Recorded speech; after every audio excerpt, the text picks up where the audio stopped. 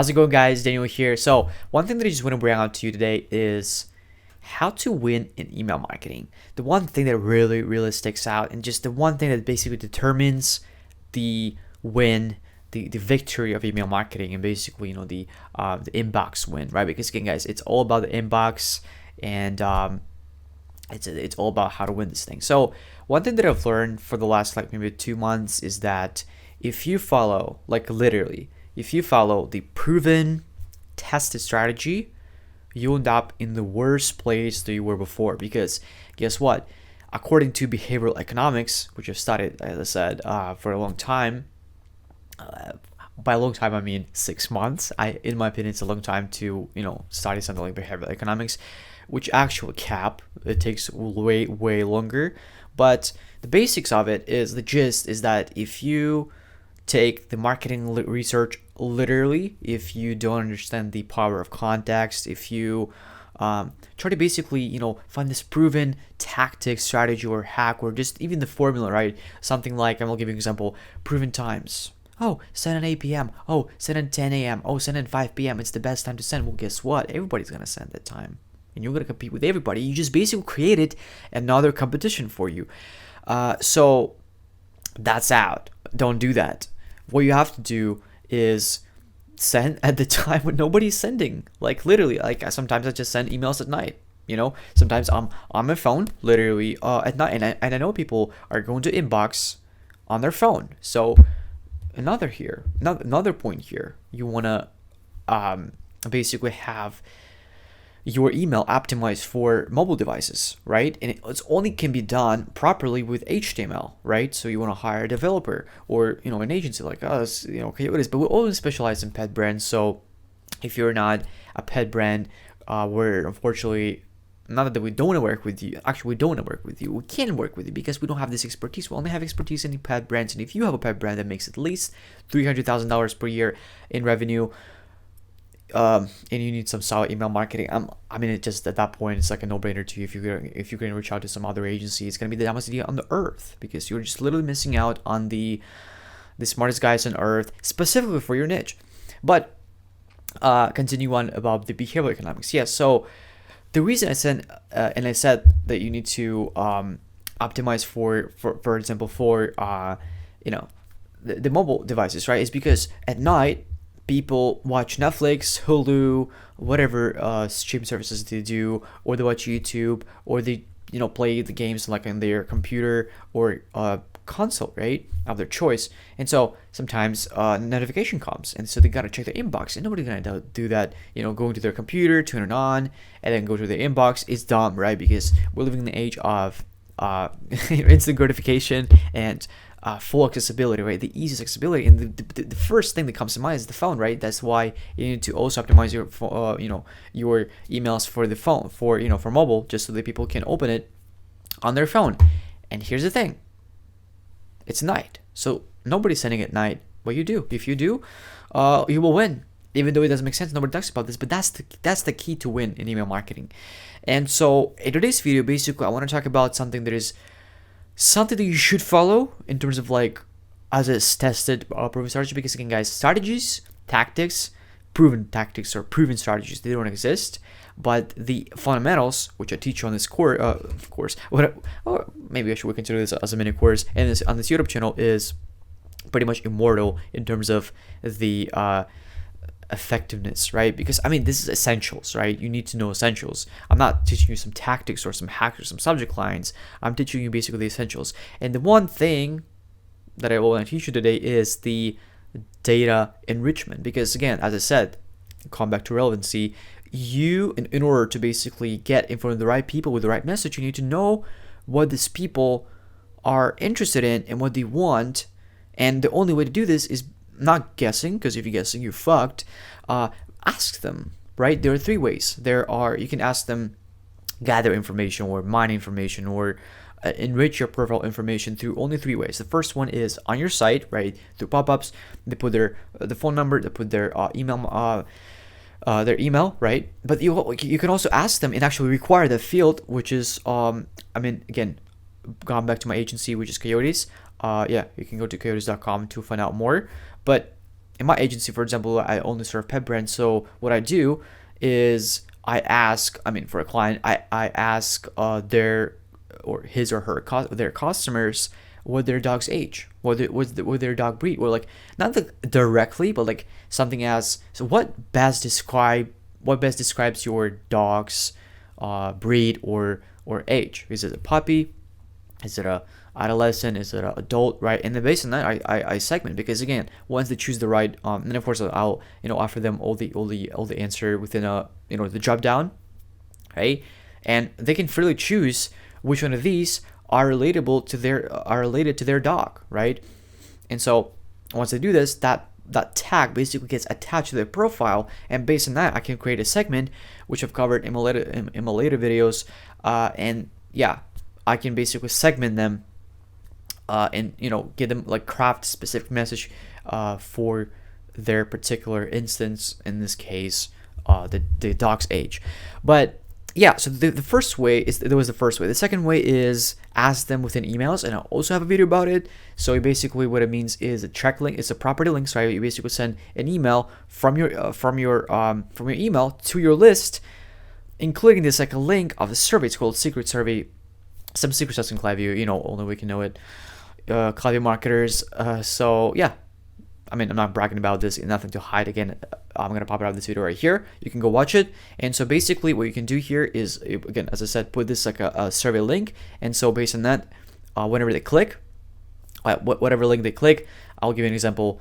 If we gather information about what they want to, like, what they're interested in, more in your within your store, something like treats, as I'm selling them, right? Some maybe dog dispensers, harnesses, leashes, collars. Some maybe GPS. I'm not sure if GPS navigators like that basically are being put in your dog leash just to track that thing. If it runs away. They're actually, in some countries, they're absolutely forbidden in actually pursuing as a felony. So be careful with that. But in the United States, I'm pretty sure, it's a free country. There's so many things that are like actually free in the United States. That's why I love this country. So you can do that. I mean, unless you're selling them. Maybe some dog supplements, dog food. You got it. Maybe some for cats, right? Something for pigs, horses, rats, mice, whatever it is, whatever like animals you serve. Based on that, you can basically put these links, and I recommend no more than 5. And then so in each link, you create you put basically a link that tracks, that tracks or either gathers, and it's like a pixel. It's like a pixel. Like the link that they click on it, they land on the thank you page for taking a survey. But the most important thing is not to sell anything, but to enrich their profile by adding another profile property to their existing profile within your list, so that you can again segment those people and get them in for the right message. And so the third way is this one, which is actually not I don't see a lot of brands are utilizing this thing. Actually, they're absolutely not using it. I don't know why. Maybe just they don't see this. But if you don't see this either, you can go here and you basically go to create flows, and here's the thing: tag contact profiles. You click that little check box, and here's the 3 flows there are for you by Klaviyo. But in this case, I'm not gonna click them. I better go over them right now and to show you everything out and how it's structured, and basically what it means and what you can get out of it, and how it'll make you money. And I'll explain you why and how. So the first one is tag. Actually, you know what? I already have it pop it up here. So yeah, so basically what it means so basically what it means is when somebody joins your VIP list, and by VIP list it can be something like they place an order more than 4 times, I would say. I mean, within if you have a pet, like if you have a great volume, I would say within like 180 days you can do that. So place an order in the last 180 days. And the revenue, I mean, it depends on your AOV, but if your AOV is somewhere around 40, I would say $300, so the revenue at least spent with you $300. I would basically put these people and tag them and basically, put them in the VIP list, which you can get them less emails with the promotions, more incentives in terms of dollars off, free shipping, more higher speed, kind of like whatever you offer, right? Whatever you offer. Maybe you will offer something like Amazon Prime does, right? Some free shipping like forever, basically, like a lifetime.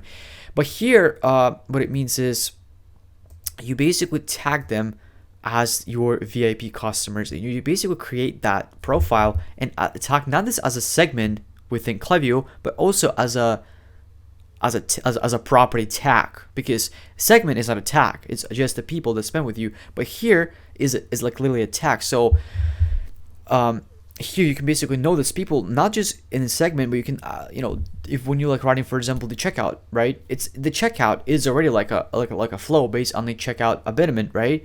And so you cannot include somebody who checked out, or abandoned checkout, like, or midway checkout from VIP list, because you don't know. But now you know. Now you have a property. You can literally add this within flows, within filters, right? And attach. Okay, so this checkout is going to be for everyone else. This checkout is going to be for the people who, on your VIP list and tagged as a VIP as true, right? So basically, what this flow does is take everybody who joins your VIP subscribers and further extend that and tag them on their profile as a VIP, like literally VIP as a tag, not just a segment.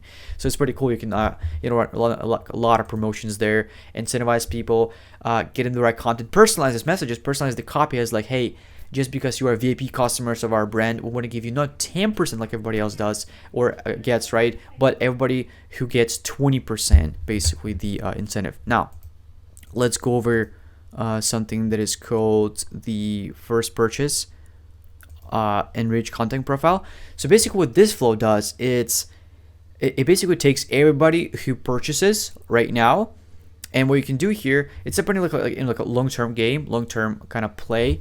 Again, I don't know why I'm doing this right here, but that doesn't matter, right? So basically it takes everybody who place an order, right? So here's the filter, right?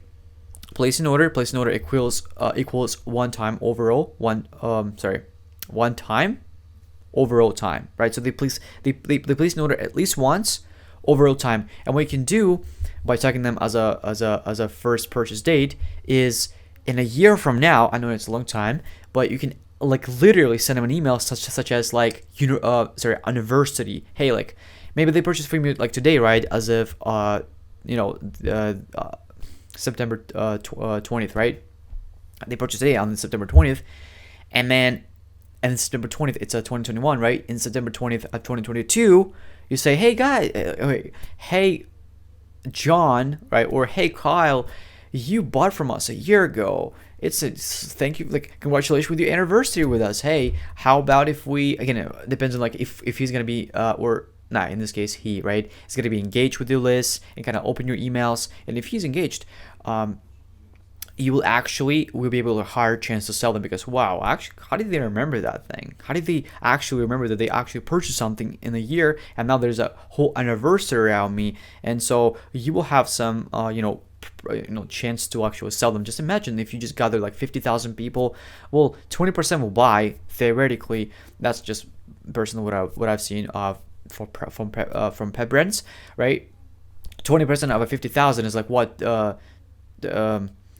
10,000 people, 10,000 buyers. Like literally, it's a year from now, but 10,000 people, like 10,000 purchases. Like if they buy something, it's like $70 AOV, or let's just say $40 AOV, it's a $400,000. Yeah, it's like a year of like waiting, and of course it's not gonna happen like in a burst, right? Because everybody, buying something in increments, not just like in one spur, unless you're doing the drops. But you get the point. It's a still good thing. It takes literally 20 seconds to set up. Like it's already set up for you basically. But so dumb not to use it, because it's like literally free money here. So, and the last one is actually the most lucrative one that I've noticed here and I found is the tech product category. So, when somebody places an order, contains dog treats, I said dog treats, and they buy dog treats, I tag these people as somebody who is interested in dog treats because they just bought them, right? Why they're not bought again, guys? This is something that I've noticed about the e-commerce opposed to info product world that I don't know anything about, except that people don't like the same thing over and over, right? If you just sell them, like, I mean, it's just psychology of info products marketing, right? If let's just say you're selling like a dog training, right? If you sell dog training and then the next upsell, and then you're basically upselling people with more dog training, they're gonna be confused, like, why? I just bought it. Like, in my mind, I already have it. In this case, with e-commerce, you can actually, if they bought, like, let's just say dog treats, well, they buy dog treats. They will continue buying dog treats because, hey, if they like dog treats, guess what they're interested in? Some dog treats, some more dog treats, right? And so you basically tag those people as dog treats interested, right? Right here, you also go here as as it's called a trigger split. It's not a conditional split. It's called trigger split. So the yes path, meaning that contains dog treats, they're interested in dog treats. No path, they're not interested in dog treats, and you basically lead them to another trigger split, which contains dispensers, right? Dispensers, something that is like you can fit your dog with. So there's a cool launcher of dispenser. There's like dispenser in the form of like omelet, and they put in this like a cool launcher, and you can basically slide them up into your dog's mouth, just so you can keep them in your pocket. Very portable. It's something that I just noticed on a Kickstarter or Indiegogo, and I remember actually spotted on the Tread Hunter. But basically, what it does, it says, okay, if it's not dog treats, it's something else, right? So if they're not interested in dog treats, there's no path. So meaning that they bought something not from dog treats. Yeah, basically that's the meaning, guys, right? So they place an order, dog treats, they interested in dog treats.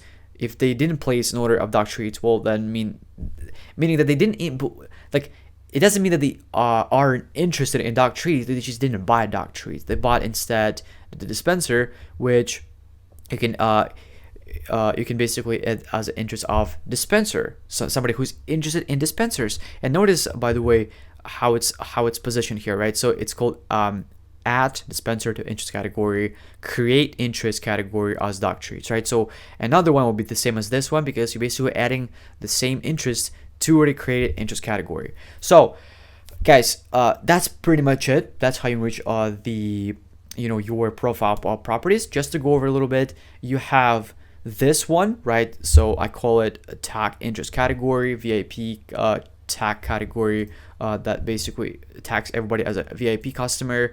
The I would call like a collection interest or category interest. Basically, have like different categories, different collection within your Shopify store. If people buy in those collections, you can basically put those tags on them, and you can go even deeper than that, right? You can create a separate tag property category especially for dog treats. And let's just say they bought dog treats for dogs, dog treats for cat treats for cat, right? And so you already know that, okay, is that a kitty owner, is that a dog owner? And you can basically, even without asking them, already know where to put them in terms of like your segmentation right here. Now, this is the first one. Second one is your data, like profile enrichment properties through secret survey, right? As I've talked about this before. Now, as I said, I have a video about it, right? Where you basically put this like a link, and then you track people clicking on this link. So let's just say somebody clicks on new releases, meaning, in my opinion, there's a chance that this person is interested in new releases, and I tag them as someone interested in new releases, and I put them in a different flow or different campaign where the message crafted and specifically tailored towards these people who are interested in this, in the new releases. And the third way is basically through asking them directly on the site, like literally your audience, right? So when you're asking them, like some, the email, you ask them, the phone number. You can ask them, hey, what's your dog age? What best describes your dog breed? Or what best describes your cat behavior? If you're selling something like supplements, or where does your cat live? Maybe like I don't know. Like maybe. I mean, I know about the pet industry, but like in terms of like where some pet lives and what like supplements do they need in terms of like like a drug kind of like thing. Maybe like like for somebody who like lives on east side, they need more vitamin D. I'm not sure. I'm not a like biologist or biologist, uh, veterinary. It's just not who I am. But basically, yeah, I'm just a clever marketer. No, I'm not a clever marketer. The best agency owner, the best pet email marketing agency owner, an agency founder. So, guys, that was pretty much it. I've covered pretty much all the 3 ways. And so, if you want to actually learn more about the link properties enrichment and the also had a video about the segmentation in general. Not this one. I actually have the second one previous, like prior to that. You can. I'm gonna actually pop it up right here if I don't forget this, and so you can watch it right here. But yeah, guys, it was Daniel Lid, and I'll see you in the next video when we're gonna be going over campaigns, because this is something that I actually preparing for you a lot. And I was working with copy. I was working with different subject lines that work for me. Doesn't mean that they're going to work for you. I'm just saying that they work.